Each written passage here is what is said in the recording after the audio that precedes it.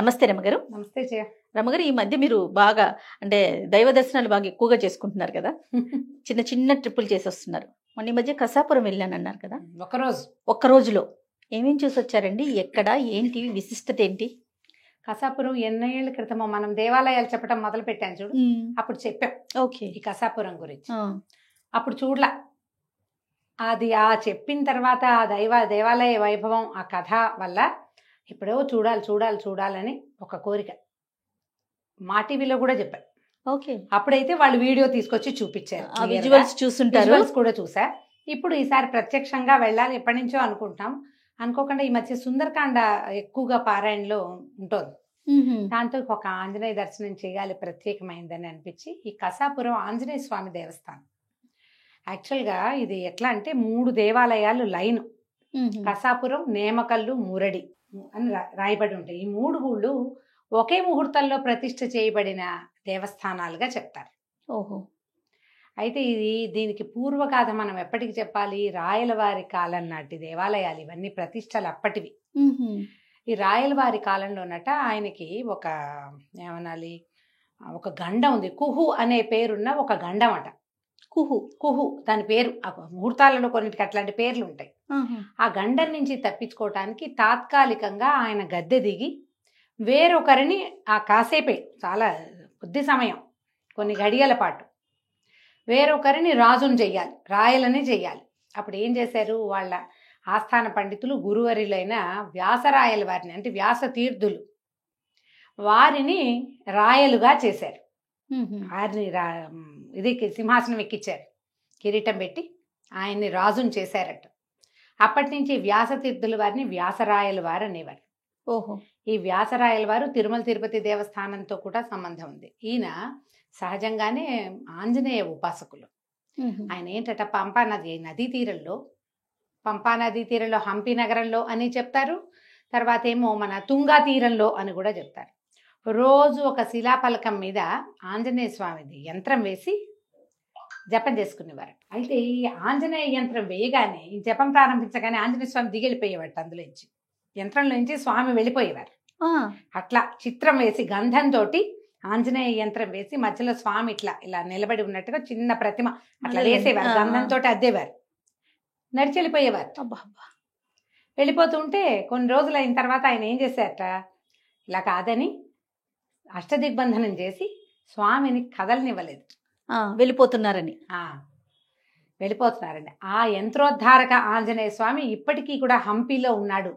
ఆయన చేసినటువంటి, ఆయన చిత్రించినటువంటి అష్టదిగ్బంధనం చేసి స్వామిని లోపల కూర్చోబెట్టిన యంత్రం ఇప్పటికీ కూడా హంపీలో ఉందని చెప్తారు. అంత గట్టివారు. అయితే ఈయన ఈ మన గుంతకల్కి ఆ ప్రాంతాలకి దగ్గరలో ఉన్న చిప్పగిరి అనే ఒక చోట ఒక దేవస్థానం ఉంది, శివాలయం నేను అనుకోవటం. అక్కడ నిద్ర చేశారట. నిద్ర చేస్తే ఆయనకి కల వచ్చింది. కలలో ఆంజనేయ స్వామి నేను ఇక్కడ ఉన్నాను రమ్మన్నారు. చిప్పగిరి నుంచి కొంత ముందుకు వెళ్ళాక ఒక వేప చెట్టు, దాని చెట్టు నీడ కొస ఎక్కడ అంతుందో అక్కడ తవ్విస్తే అక్కడ ఒక ఆంజనేయ స్వామి ప్రతిమ లభ్యమైంది. ఆ లభ్యమైంది ఎట్లా, ఒక రాతి మీద ఒక పక్కన ఇట్లా మొహం పక్కకి తిప్పి నిలబడి ఉన్నటువంటి ఆంజనేయ స్వామి, పెద్దది విజయ విగ్రహం.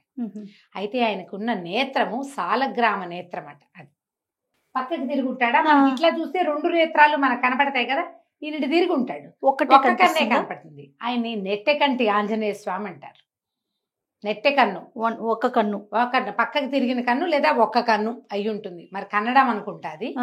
ఆ ప్రాంతం అంతా నెట్టెకంటి ఆంజనేయ స్వామి దేవస్థానంగానే చెప్తారు. ఓహో. అయితే ఆయనకి అట్లా 3 లభ్యమైనవి. ఈ నెట్టెకంటి ఎక్కడైతే కసాపురంలో ఉన్నాడో స్వామి, ఈయన చాలా స్పష్టమైన ప్రతిమా విశేషంగా కనపడుతున్నారు. మిగిలిన 2 దేవస్థానాల్లో ఇలాగే పక్కకి తిరిగి ఉన్నవాడు, ఓ పక్కకి ప్రొఫైల్ లాగా కనపడుతుంది, అక్కడి నుంచి ఒక్క కన్ను నేత్రం కనిపిస్తూ ఉంటుంది. ఈ 3 దేవస్థానాలు ఒకే ముహూర్తంలో ఒకే రోజున ప్రతిష్ఠ చేశారు. కసాపురం, నేమకల్లు, మురడి. ఇది గుంతకల్లుకి దగ్గర. గుంతకల్ నుంచి సులువుగా వెళ్ళిపోవచ్చు. అయితే మనకు మామూలుగా ఆంజనేయ స్వామిని దర్శించడానికి మనం చెప్పుకునే రోజులు ఏమిటి? మామూలుగా మంగళవారం, శనివారం అంటాం. ఏదైనా మాసం ఉందా? ఏమీ లేదు కదా, లేదు కదా, మన లెక్క లేదు. కానీ ఇక్కడ మాత్రం శ్రావణ మాసం చాలా విశేషం. 3 దేవాలయాల్లో ఉన్న అర్చక స్వాములు అమ్మ శ్రావణ మాసంలో రండి అని చెప్పారు నాకు. శ్రావణంలో ఒకేసారి ముగ్గురిని చూసేయాలి ఒక రోజులోనే. అట్లా విశేషంగా దర్శనం చేస్తారు. బస్సులు వేస్తారట. ఓహో, ఒక దేవాలయం నుంచి ఇంకో దేవాలయం మాసం అంతా ఈ 3 దేవాలయాలకి రౌండ్ ట్రిప్ బస్సులు ఉంటాయి అక్కడ కసాపురంలో. అక్కడ మొదలు పెడితే గుంతకల్ నుంచి కూడా ఉన్నాయి 3టికి బస్సులు. అట్లా కూడా వేస్తారట. అంటే మరి ప్రఖ్యాతిగాంచిన ప్రదేశాలు అదే కదా. ఎంత ఎనర్జీ ఉందంటే జయ దేవాలయంలో సాన్నిధ్యం ఫీల్ అయ్యేలాగా ఉన్నాడు. బాగుందో, పెద్దగా చతుర్మధ్యంగా ఉన్నది. పూర్తిగా చతురస్రాకారంలో ఉంది. స్వామివారి ఇట్లా మధ్యలో ఉన్నాడు. మనం వెనకాల కూడా అంత చక్కగా తిరిగి చూడొచ్చు. రాముల వారు మామూలుగా ఆంజనేయ స్వామి ఉన్న చోట రాముల వారి ఇది దర్శనం ఎలా కదా. 3 దేవాలయాలు ఇలాగే చతురస్రాకారంలో ఉన్నాయి.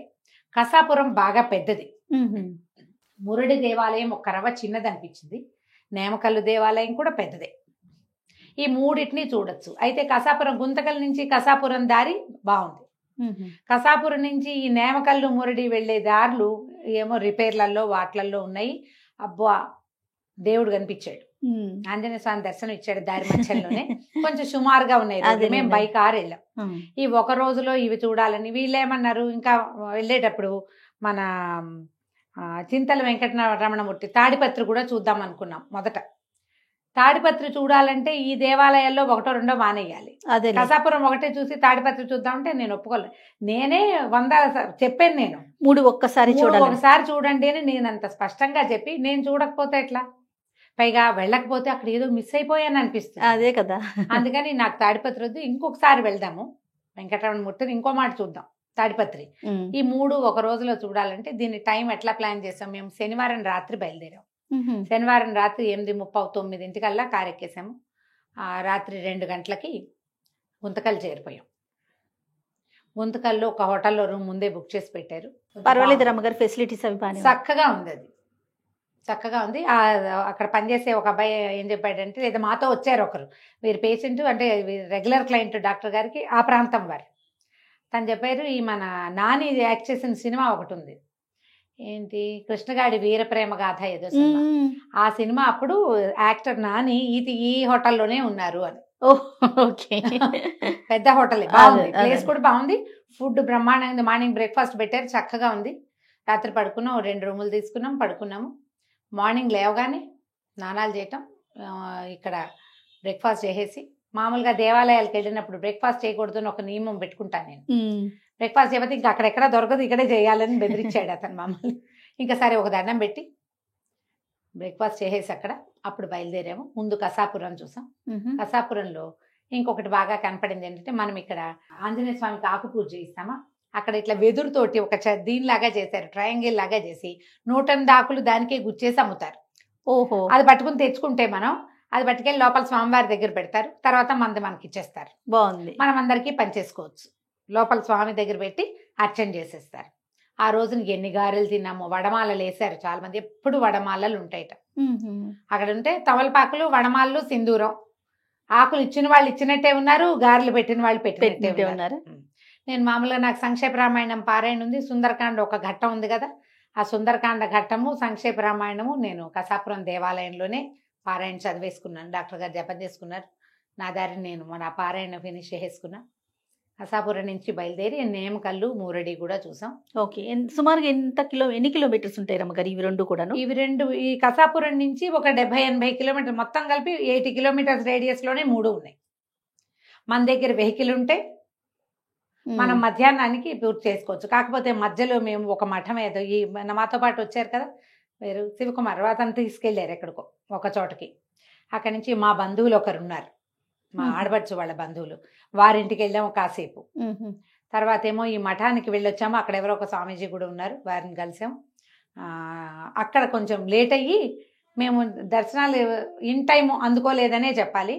కాకపోతే మాతో వచ్చిన ఆయన రామభక్త హనుమానే ఆయన చక్కగా ఏం చేస్తారంటే, ముందే ఫోన్లు చేసి దేవాలయాలకి మేము వస్తామని చెప్పి మాట్లాడి పెట్టారు. టైమింగ్స్ ఉన్నాయండి దేవాలయాలకి. ఈ 12-1 గంటకి కాసేపు క్లోజ్ చేస్తారు, మళ్ళీ 4 అయ్యేసరికి తెరిచేస్తారు. ఆదివారం తర్వాత మంగళ శుక్రవారాల్లో ఎక్కువ ఓపెన్ ఉంటుంది.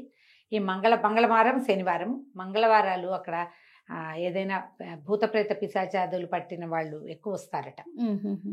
ఆంజనేయ స్వామి అంటే అవునవును, అలాంటి వాటికి అవును, ప్రఖ్యాతి అవును. కదా. ఎంత బాగుందంటే గుడి కసాపురంలో మాత్రం అద్భుతమే. చాలా హాయిగా ఉంది. అమిత ప్రశాంతత, జనం ఉన్నారు కానీ ప్రశాంతంగా ఉంది. క్రౌడ్ ఉంది. క్రౌడ్ ఉంది. ఓకే. క్రౌడ్ ఉన్నా కూడా ప్రశాంతంగానే ఉంది. ఆంజనేయ స్వామి అయితే ఎంత ఎక్సలెంట్ గా, ఎంత చక్కటి స్వరూపం అంటే ఒక కన్నే కనపడుతుంది కదా. మనం ఇట్లా చూస్తే ఇక్కడ చూస్తున్నట్టే ఉంది జయ, మన వైపు చూస్తున్నట్లు అనిపించింది. ఉంది. చాలా విశేషమైన స్వరూపంలో కనపడతారు. మహా బాగున్నారు.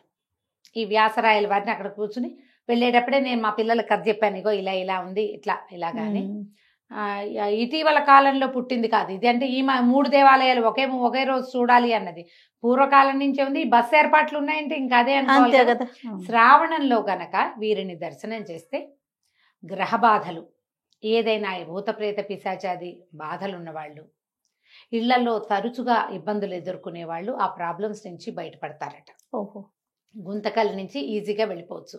రాత్రి మేము ఆ రోజున మాకు అక్కడ హోటల్లో 2-3 కనిపించారు. బెంగళూరు నుంచి వచ్చారు దర్శనం కోసం. ఆ మధ్య ఎప్పుడో ఒకరోజు నేను ఆఫీస్కి క్యాబ్లో వస్తుంటే, పేరేంటంటే నెట్టకంటయ్యట అబ్బాయి పేరు, డ్రైవర్ పేరు నెట్టకంటయ్య. వాళ్ళు పెట్టుకుంటారట. అదేనా ఏంటి కసాపురం నెట్టకంటే? అవునండి అన్నాడు. నెట్టకంటి ఆంజనేయ స్వామి అనే దేవాలయం రాయటం కూడా నెట్టకంటి ఆంజనేయ స్వామి దేవాలయము అని రాయబడి ఉంటుంది. ఆ నేత్రమే చాలా విశేషము. ఆ ప్రతిష్ఠ చేయబడిన కథ కూడా చూడు, ఒకేసారి విగ్రహాలు దొరకటం, అది ఒకే ముహూర్తంలో ప్రతిష్ఠ చేయబడటం చాలా పవర్ఫుల్గా. పైగా ఏంటంటే వ్యాసరాయల వారు 600కి పైగా ఆంజనేయ దేవస్థానాలు ప్రతిష్ఠ చేశారు. ఎప్పుడు ఈ రాయల వారికి వచ్చినటువంటి ఆ కుహు వచ్చింది కదా, ఆ సమయంలో ఆయనకు ఆ గ్రహపీడ తొలగించడానికి ఏర్పరిచిన దేవాలయాల్లో 600కి పైగా. అందులో ఈ 3 ప్రఖ్యాతమైనవి మన ప్రాంతం తెలుగునాట ఉన్నవి. అంతా ఈ కర్ణాటకలో అంటే విజయనగర సామ్రాజ్యం చుట్టుపక్కల హంపీలోను అక్కడ స్థాపించబడ్డాయిట. ఇవి 3 మనకి అందుబాటులో ఉన్నాయి. ఎవరైనా అవకాశం ఉన్న వాళ్ళు చూసిరా, తప్పకుండా దర్శించాలి. కసాపురం కూడా బాగుంది ఊరు, చక్కగా. అక్కడంతా విపరీతంగా నేరేడు పళ్ళు, తర్వాత ఫిగ్స్ తోటలు ఉన్నాయట అక్కడ. అంజీర్లు పుష్కలంగా ఉన్నాయి. మేము మామిడి పళ్ళు, ఫిగ్స్ అవి ఇవి అని రకాలు రుచి చూసి మళ్ళీ రాత్రి ఏం చేసాం, 7 గంటలకి బయలుదేరారు.